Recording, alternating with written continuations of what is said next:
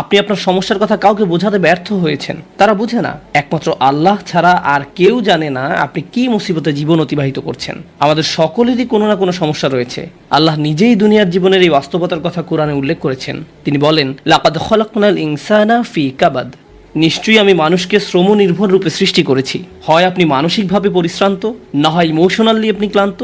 অতিরিক্ত কাজের চাপে আপনি পরিশ্রান্ত, শারীরিকভাবে আপনি ক্লান্ত, স্বাস্থ্যগত দিক দিয়ে আপনি পরিশ্রান্ত, বয়সের ভারে আপনি ক্লান্ত। আপনার সমস্যা থেকে বের হয়ে আসার জন্য অনেক সমাধান খুঁজছেন, কিন্তু কিছুই কাজ করছে না। এভাবে আপনার সৃজনশীলতাও একসময় নষ্ট হয়ে যায়। আমরা সবসময় পরিশ্রান্ত জীবনযাপন করছি, আমরা প্রতিনিয়ত কোনো না কোনো সমস্যায় জর্জরিত।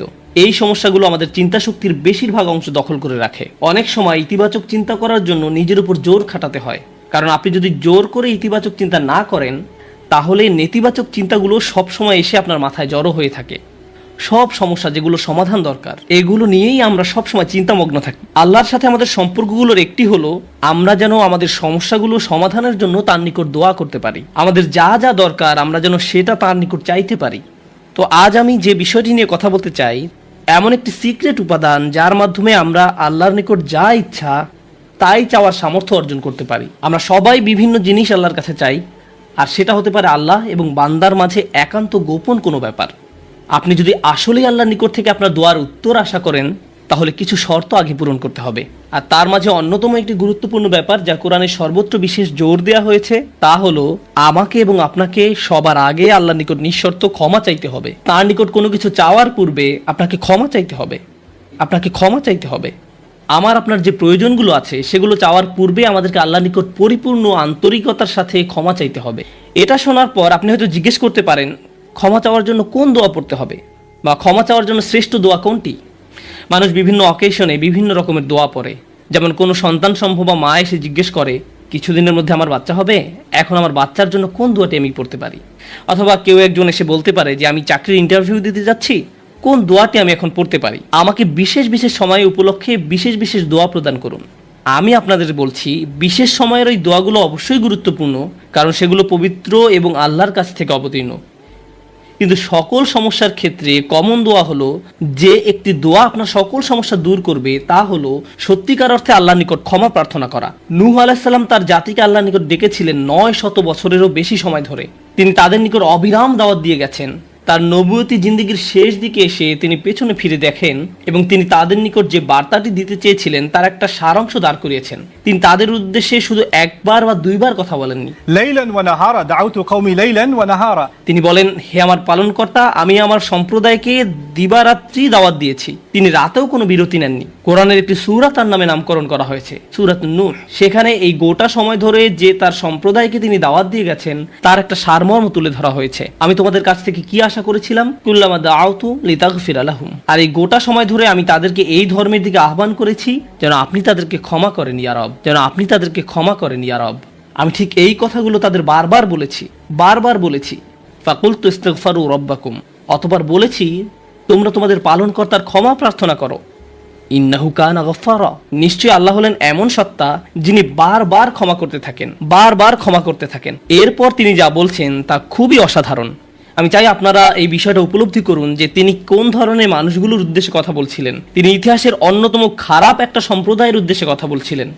নূহ আলাইহিস সালামের সম্প্রদায়কে পৃথিবীর অন্যতম চরম অবাধ্য জাতিগুলোর একটি হিসেবে বর্ণনা করা হয়েছে। সূরাতুজ জারিয়াতে আল্লাহ বিভিন্ন জাতি সম্পর্কে বর্ণনা করেছেন যারা আল্লাহর বিরুদ্ধে, তাদের নিকট প্রেরিত রাসূলদের বিরুদ্ধে বিদ্রোহ ঘোষণা করেছিল, ফলে তাদের ধ্বংস করে দেয়া হয়েছিল। সূরা আন-নাজমে যখন নূহ আলাইহিস সালামের জাতির কথা আসলো, তিনি বললেন, ওয়া কওমু নূহিম মিন ক্বাবলু ইন্নাহুম কানু হুম আযলামু ওয়া আতগা, আর পূর্বে নূহের কওমকেও, নিশ্চয়ই তারা ছিল অতিশয় জালিম এবং চরম অবাধ্য। বিষয়টা যৌক্তিক মনে হয়। অন্য সকল নবীর মতো শুধু এক প্রজন্মের জন্য তাদের নবী ছিলেন না, প্রতি শতাব্দীতে 3-4 প্রজন্ম মানুষের জন্য শতাব্দীর পর শতাব্দী ধরে তাদের একজন নবী ছিল। প্রতি 20 বছর পর পর নতুন নতুন প্রজন্মের আবির্ভাব ঘটে, আর নূহ আলাইহিস সালাম এটা দেখেছিলেন শতাব্দীর পর শতাব্দী ধরে। প্রতি 20 বছর পর পর নতুন নতুন প্রজন্মের আবির্ভাব ঘটে। তিনি 40 থেকে 50 প্রজন্মের মানুষদের দেখেছিলেন, আর তারা সবাই তাকে প্রত্যাখ্যান করেছিল। আর তিনি সকল প্রজন্মকে একই দাওয়াত দিয়ে যাচ্ছিলেন। একটি উদ্দেশ্যকে সামনে রেখে আমি এই বিষয়টির উপর আলোকপাত করছি। তিনি চরম অবাধ্য এক জাতির উদ্দেশ্যে কথা বলছিলেন। তাদের নিকট তিনি কি প্রস্তাব তুলে ধরেন? তিনি বলেন, ইস্তিগফারু রাব্বাকুম, তোমাদের রবের ক্ষমা প্রার্থনা করো। ইন্নাহু কানা গফফারা। তোমরা বারবার আল্লাহর অবাধ্যতা করছিলে, তিনি বারবার ক্ষমা করতে থাকেন। তোমরা বারবার আল্লাহর অবাধ্যতা করছিলে, আল্লাহ বারবার ক্ষমা করতে থাকেন। কিন্তু তার প্রস্তাব এখানেই থেমে থাকেনি। তিনি বলেন ইউরসিলুস সামা আলাইকুম মিদরারা। এখানে ইউরসিলু হলো জবাবে আমর। এর মানে হলো যদি তোমরা তার নিকট ক্ষমা প্রার্থনা করো তাহলে আল্লাহ তোমাদের জন্য আসমানের দরজা খুলে দিবেন আর এটা তোমাদের উপর অজস্র ধারায় করুণা বর্ষণ করবে। এর দ্বারা বৃষ্টিও বোঝানো হতে পারে, কিন্তু পরিহাসের বিষয় হলো এখানে বৃষ্টি দ্বারা বন্যা ইঙ্গিত করা হয়নি, যদিও সব শেষে বন্যা কবলিত হয়েছিল নূহ আলাইহিস সালামের জাতি। এই আয়াত আল্লাহ ভিন্ন ধরনের বৃষ্টির কথা বলেছেন। যদি তারা ক্ষমা প্রার্থনা করত, যে বৃষ্টি তাদের ধ্বংস করে দিয়েছিল সেই বৃষ্টি হতে পারত তাদের জন্য জীবন আহরণকারী। তারা বৃষ্টির জন্য প্রার্থনা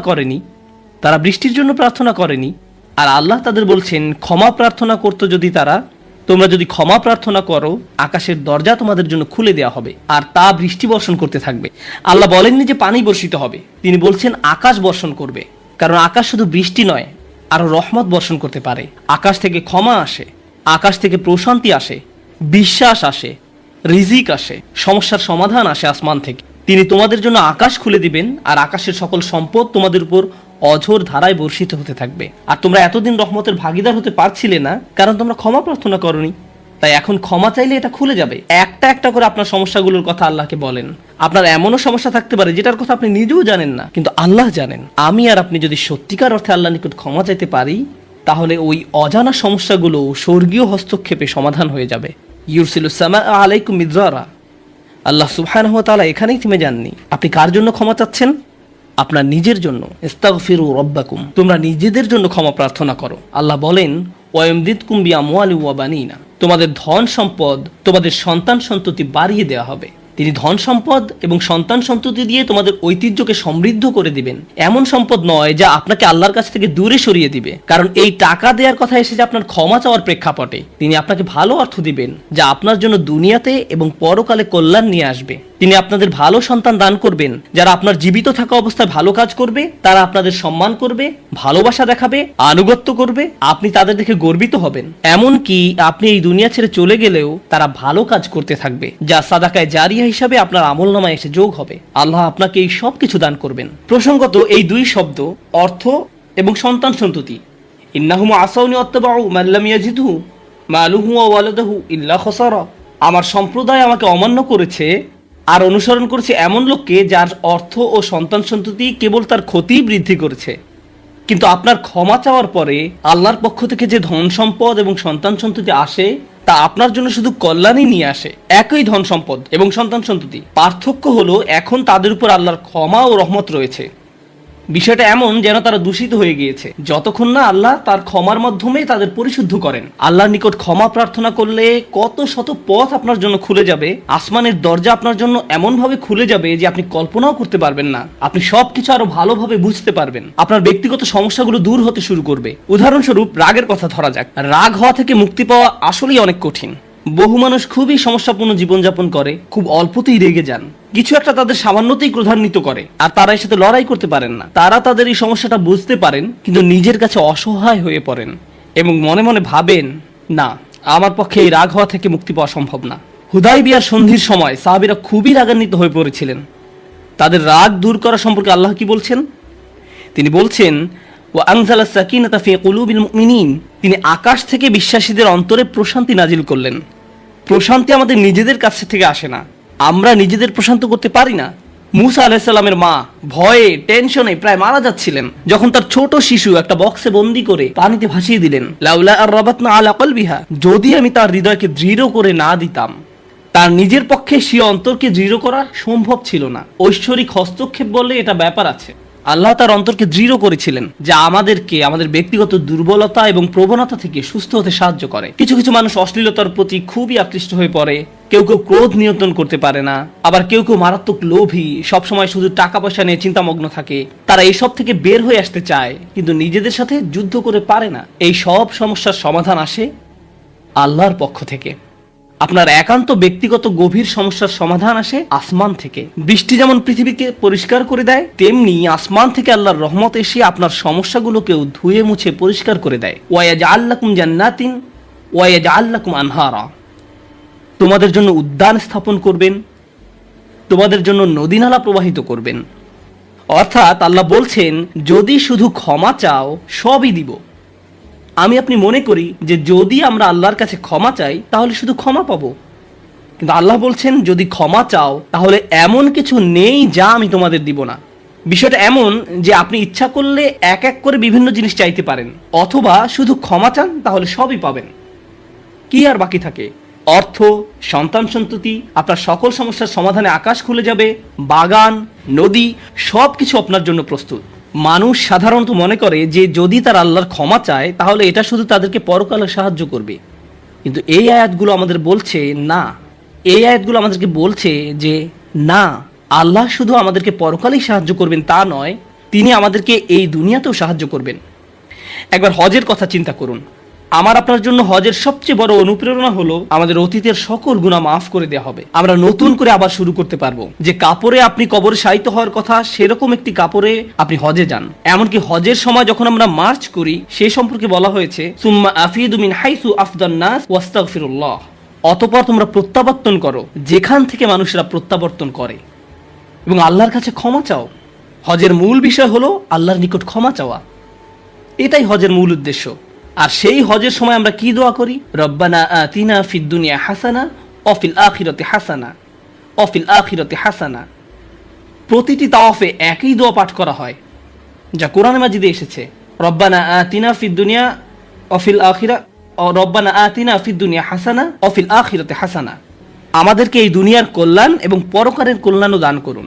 অন্য কথায় এই দুনিয়ায় আমাদেরকে এমন কল্যাণ দান করুন যা পরকালের কল্যাণকে নিশ্চিত করবে। এরকম কিছুর অস্তিত্ব রয়েছে, আর এই সব কিছু আমরা তখনই পাব যখন আমি আপনি আন্তরিকতার সাথে আল্লাহর নিকট ক্ষমা চাইব। খুতবার এই অংশটার উদ্দেশ্য ছিল আপনাদের নিকট ক্ষমা চাওয়ার কিছু উপকারিতা তুলে ধরা, ক্ষমা চাওয়ার লক্ষ্য বর্ণনা করা। কিন্তু আমরা এখনো বলিনি যে কিভাবে ক্ষমা চাইব। কেউ কেউ কৃত্রিম উপায়ে ক্ষমা চায়, আস্তাগফিরুল্লাহ আস্তাগফিরুল্লাহ আস্তাগফিরুল্লাহ। কারো কারোর জন্য এটা এত নকল যে একবার আলী রাদিয়াল্লাহু তাআলা আনহু একজনকে এরূপ করতে দেখে বললেন, তোমার ইস্তেগফারেরও ইস্তেগফার প্রয়োজন, এর মাধ্যমে শুধু জিহ্বার ব্যায়ামই হয়, আর কিছু না। আমি এখন আপনাদের এমন একটি বিষয়ের কথা বলবো যা আমাদেরকে আল্লাহর নিকট ক্ষমা চাওয়া থেকে বিরত রাখে। বিষয়টা একজনের কাছে কতটুকু প্রত্যাশা করা হয় তার সাথে সম্পর্কযুক্ত। কিছু কিছু মানুষ মনে মনে এই সিদ্ধান্ত উপনীত হয়ে যায় যে আমি সারা জীবন ধরে অসংখ্য পাপে নিমজ্জিত ছিলাম, আল্লাহ মনে হয় আমাকে খুব একটা পছন্দ করেন না। কোনো কোনো মানুষ এমনকি এতদূর পর্যন্ত চলে যায় যে বলে ওঠে আল্লাহ আমাকে পছন্দ করেন না, আল্লাহ আমার উপর খুবই রাগান্বিত। আমি জানতাম আল্লাহ এই কাজগুলো আমাকে করতে নিষেধ করেছেন, কিন্তু তারপরেও আমি করেছি। শুধু একবার নয়, বহুবার এই খারাপ কাজগুলো করেছি। সুতরাং আল্লাহর ভালো মানুষের তালিকায় আমি নেই, আমার নামাজের কোনো দাম নেই। মানুষ যখন নিজের সম্পর্কে এইরকম ধারণা পোষণ করে তখন সে কি করে জানেন? আমি তো খুবই খারাপ মানুষ। আপনি কি আমার জন্য একটু দোয়া করতে পারবেন? কারণ আমি ইতোমধ্যে দোয়া করার যোগ্যতা হারিয়ে ফেলেছি। এখন আপনাকে আমার জন্য দোয়া করতে হবে, কারণ আমি আশা করছি আল্লাহ অন্তত আপনার দোয়া কবুল করবেন। এতে হয়তো আমার একটা সুযোগ তৈরি হতে পারে, কারণ আমার কথা তিনি শুনবেন না। আপনাদেরকে আবার একটু পিছনে নিয়ে যাই। নূহ আলাইহিসসালাম কাদের কাছে আল্লাহর নিকট ক্ষমা চাওয়ার এই প্রস্তাব তুলে ধরেছিলেন? নূহ আলাইহিসসালাম কি এমন মানুষদের নিকট এই প্রস্তাব তুলে ধরেছিলেন যারা সারা রাত মসজিদে কাটাতো, যারা প্রতি বছর হজ পালন করতে যেত, রোজা রাখতো এবং অন্যান্য সৎ কাজ করত? না, নূহ আলাইহিসসালাম ক্ষমা পাওয়ার এই প্রস্তাব তুলে ধরেন ইতিহাসের অন্যতম একটি বিদ্রোহী সম্প্রদায়ের প্রতি, যারা প্রজন্মের পর প্রজন্ম ধরে বিদ্রোহী ছিল। তিনি তাদের বলেন, তোমরা যদি শুধু ক্ষমা চাও, আল্লাহ শুধু তোমাদের ক্ষমা করবেন তাই নয়, বরং তিনি তোমাদের জন্য আকাশের ধনভাণ্ডার খুলে দেবেন। নিজের সম্পর্কে এমন বলবেন না যে আমি অনেক দূরে হারিয়ে গেছি, যদি কিছু হয় তা হবে আমার মায়ের দোয়াতে বা অন্য কারো দোয়াতে। আপনার মনের এমন অবস্থার সুযোগ গ্রহণ করে শয়তান, মানুষের মনের হতাশাজনক পরিস্থিতির সুযোগ গ্রহণ করে শয়তান, আর এর মাধ্যমে তাকে শিরকে নিমজ্জিত করে। এই হতাশা শিরকের একটি দরজা। কেন জানেন? তখন মিথ্যা ধর্ম আসে এবং আপনাকে বলে আপনি তো অনেক বড় পাপী, আপনার পক্ষে ক্ষমা পাওয়া সম্ভব নয়। যিশুকে বলুন আপনাকে ক্ষমা করে দিতে। আপনি যিশুর সাথে ভালো সম্পর্ক করুন, তিনি আল্লাহর সাথে আপনার সম্পর্ক ভালো করে দিবেন। আল্লাহ এবং আপনার মাঝখানে যিশু এসে দাঁড়াবে, অথবা তারা অন্য কাউকে মাঝখানে দাঁড় করাবে, বলবে অমুক পীর, তার কবরের কাছে গিয়ে কিছু চকলেট রাখো। তাহলে তিনি আল্লাহকে বলবেন আপনার সমস্যার সমাধান করে দিতে। আপনি এখন আল্লাহর সাথে কথা বলতে পারবেন না, কিন্তু ওই পীর তিনি আল্লাহর প্রিয় বান্দা, তাই আপনি তার মাধ্যমে আল্লাহর কাছে আপনার দরখাস্ত পেশ করুন। এভাবে শিরকের দরজা খুলে যায়। অন্য কথায় আল্লাহর সাথে আমাদের সরাসরি যোগাযোগের মূল বিষয়টি তাওহীদের মানেই হলো সরাসরি যোগাযোগ। লা ইলাহা ইল্লাল্লাহ একই কথা বলে, আর এই সব কিছুর মূল কথা হলো আপনার যা প্রয়োজন তা সরাসরি আল্লাহর নিকট প্রার্থনা করুন। যে বিষয়টি আমাদের সকল প্রয়োজন পূরণ করবে তা হলো আল্লাহর নিকট ক্ষমা প্রার্থনা করা। এখন এই ক্ষমা চাওয়াটা দুই ভাবে হয়ে থাকে, জিহ্বার মাধ্যমে ক্ষমা চাওয়া এবং অন্তরের মাধ্যমে ক্ষমা চাওয়া। মানুষ সাধারণত নিজের পক্ষে যুক্তি দিয়ে থাকে। আমি যদি কোনো কারণে আপনার সমালোচনা করি, যেমন ধরুন কাউকে বললাম, এই যে আমি আপনাকে অমুক অমুক কথা বলতে শুনেছি, সে তাৎক্ষণিক হয়তো বলে উঠবে, এক্সকিউজ মি, আমি এমনটা বোঝাতে চাইনি, আপনি তো পুরো ঘটনাটা জানেনই না। আপনি সাথে সাথে নিজের পক্ষে যুক্তি দিতে শুরু করেন, আত্মরক্ষামূলক হয়ে ওঠেন। বালিল ইনসানু আলা নাফসিহি বাসীরা ওয়ালাউ আলকা মাআযিরা। মানুষ নিজের সম্পর্কে সুধারণা পোষণ করে, তারা প্রচুর অজুহাত দেখায়। আপনি যদি আসলেই আল্লাহর ক্ষমা চান, আপনাকে নিরিবিলি একটা সময় খুঁজে পেতে হবে। যদি আরবিতে দোয়া করতে না পারেন, কোনো সমস্যা নেই, আপনি শুধু পাঞ্জাবি, বাংলা, বাহাসা বা উর্দু জানেন, কোনো ব্যাপার না। আপনি আপনার নিজস্ব ভাষাতেই আল্লাহর সাথে কথা বলুন, আন্তরিকতার সাথে আপনার অপরাধগুলো স্বীকার করুন, কোনো অজুহাত দেখাবেন না।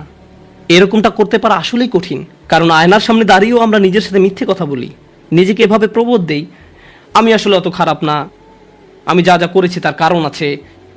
যখন আপনি আল্লাহর সামনে দাঁড়াবেন, নিজের কাজের বৈধতা দেওয়ার কথা ভুলে যান। আল্লাহ জানেন আপনি কি অবস্থার মধ্যে দিয়ে যাচ্ছেন, তিনি জানেন এটা কঠিন সময় ছিল, তিনি জানেন অমুক অমুক বিষয় আপনাকে সম্পূর্ণ গ্রাস করে ফেলেছিল। ইয়া রব, আমি অনেক চাপের মধ্যে ছিলাম তাই মদ খেয়েছি। তিনি আপনার সবগুলো অজুহাত সম্পর্কে আপনার চেয়ে ভালোভাবে জানেন।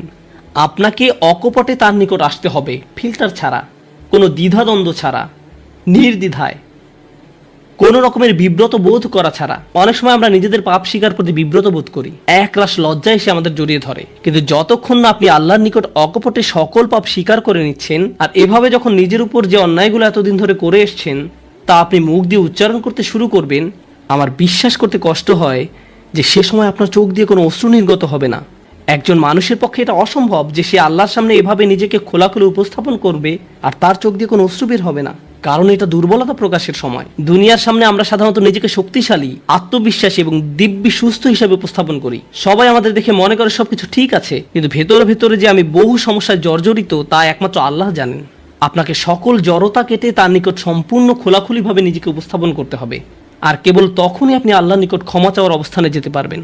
তারপর সিজদায় গিয়ে কাঁদতে থাকুন। তখন এটা শুধুমাত্র আস্তাগফিরুল্লাহ আস্তাগফিরুল্লাহ বলার মতো হবে না, এটা হয়ে উঠবে আল্লাহর সাথে একটি সত্যিকারের কথোপকথন, আল্লাহর নিকট সত্যিকার অর্থে পাপ স্বীকার। এটা খুবই শক্তিশালী একটা অনুশীলন, চেষ্টা করে দেখুন। আপনাকে একটা নিরিবিলি সময় খুঁজে পেতে হবে। নিশ্চিত করুন যে কেউ আপনার কথা শুনছে না। আপনার স্ত্রী বিছানায় শুয়ে আছে, এমত অবস্থায় মাঝরাতে ঘুম থেকে উঠে এভাবে দোয়া করতে পারবেন না, ইয়া আল্লাহ আমাকে ক্ষমা করে দিন, কারণ আপনার স্ত্রী তো আপনার দোয়া শুনতে পাচ্ছে। এভাবে করাটা নিষিদ্ধ নয়, কিন্তু একা একা দোয়া করা আপনার জন্য ভালো হবে। মোট কথা, নির্জন কোনো জায়গা খুঁজে বের করুন যেখানে আপনি একান্তে আল্লাহর সাথে কথা বলতে পারবেন। যদি আপনি এক গাদা আরবি দোয়া মুখস্থ করেন যার অর্থও আপনি জানেন না, আর বিড়বিড় করে সেগুলো উচ্চারণ করতে থাকেন, সে দোয়াগুলো অবশ্যই উত্তম এবং শক্তিশালী, কিন্তু আপনার অন্তরের সাথে যদি সেগুলোর কোনো যোগাযোগ না থাকে, শুধু জিহ্বা দিয়ে উচ্চারণ করছেন, তাহলে আপনি আসলে ক্ষমা প্রার্থনা করছেন না। আল্লাহ আপনাকে এই জিকিরের পুরস্কার দান করুন, কিন্তু এর নাম আসলে ইস্তেগফার বা ক্ষমা প্রার্থনা নয়। ইস্তেগফার অন্য কিছু।